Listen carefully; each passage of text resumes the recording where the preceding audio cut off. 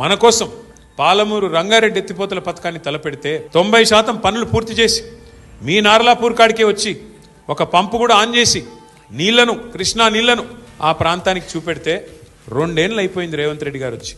90% పని పూర్తయింది, కేవలం 10% మాత్రమే మిగిలింది.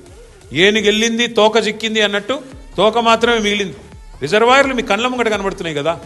నార్లాపూరు, కరివెన, వట్టెము, ఏదుల, ఉద్దండాపూరు రిజర్వాయర్లన్నీ పూర్తయి రెడీగా ఉన్నాయి. ఈయన చేయాల్సింది ఏంది? మనం అప్పటికే కాలువలకు కూడా టెండర్లు పిలిచినాం. ఈయన రాగానే ఆ టెండర్లు రద్దు చేసినాడు. రద్దు చేస్తే చేసినాడు, మళ్ళీ పిలవచ్చు కదా.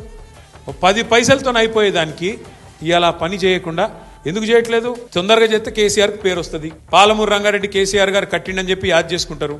కేసీఆర్కు పేరు వస్తుంది, వాళ్ళ పాత బాస్కు కోపం వస్తుంది. వాళ్ళ పాత బాస్ ఎవరో తెలుసు కదా మీకు. ఆయన కోపం వస్తుంది, నువ్వు మా నీళ్ళు ఎట్లా తీసుకుపోతారా, నువ్వు మా చెంచగాడు లెక్క ఉండాలి కానీ పెద్దోళ్ళలాగా యాక్టింగ్ చేస్తున్నావేంది, ఆయన కోపం వచ్చి ఊరుకుంటాడా? అందుకే ఆ భయంతో ఇవాళ మొత్తానికైతే కాలమూరును ఎండబెట్టే ప్రయత్నం, పండబెట్టే ప్రయత్నం చేస్తున్నాడు.